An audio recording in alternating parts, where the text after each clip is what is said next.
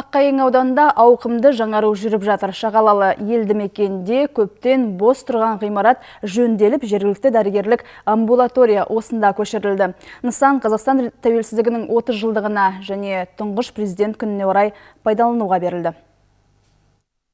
Бұл ғимарат 30 жыл бойы қаңырап бос тұрды. Биыл мұнда күрделі жөндеу жүргізіліп, нысанға жергілікті дәрігерлік амбулатория орналасты. Мұнда енді екпе салу кабинеті, дәрігерлерді қабылдау бөлмелері мен стоматолог кабинеті бар. Ғимаратты қалпына келтіру үшін 110 миллион теңге жұмсалды. Также здесь мы учли, что у нас здесь отдельная амбулаториядан бөлек фильтр кабинетінде аштық. Жұқпалы ауру бар науқастар осында қаралады. Жалпы медицина мамандардың жұмысына бар жағдай жасалған. Бұрыннан істеп келе жатқан ұжымның сақталып қалғанына қуаныштымыз. Бәрде кәсіби мамандар. Жұмысқа жас мамандарды да тартамыз. Бірден баспана көтермақы мәселесін шешеміз. Аққайың ауданында мемлекеттік бағдарламаларға сұраныс жоғары. Айталық, дипломмен ауылға жобасы аясында дәрігер тапшылығы шешіліп жатыр. Бізге барлық условиялар жасалған, новый больница, үй берілді, бізге квартира новый берілді.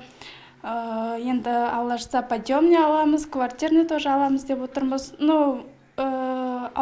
Дипломмен ауылға деген бағдарламада барлығы жасалған, барлығы қамтамасыз етілген. Жергілікті тұрғындардың айтуынша, амбулатория орналасқан бұрынғы ғимарат ескі, дәліздері тар, кабинеттері суық еді.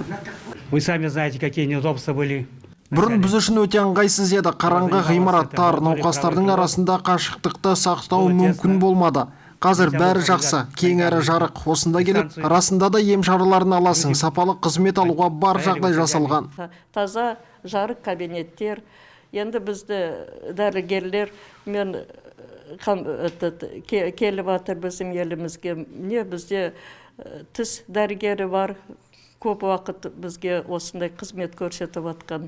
Бір айта кететіні, қалпына келтірілген ғимаратта учаскелік инспекторды орналасты. Опорный пункт расположен в здании профилактическое. Полицияның тірек пунктіне кіру есігі бөлек. Мұнда қоғамдық тәртіпті сақтап, қауіпсіздікті қамтамасыз ету үшін қажетті құрылғылардың бәрі бар. Оған қоса ауылдық әкімдік пен жергілікті пошта бөлімшесі де енді осында орналаспақ. Әсел Оразбаева, Илья Кудриков, Райымбек Бегужаев, жаңалықтар қызметі.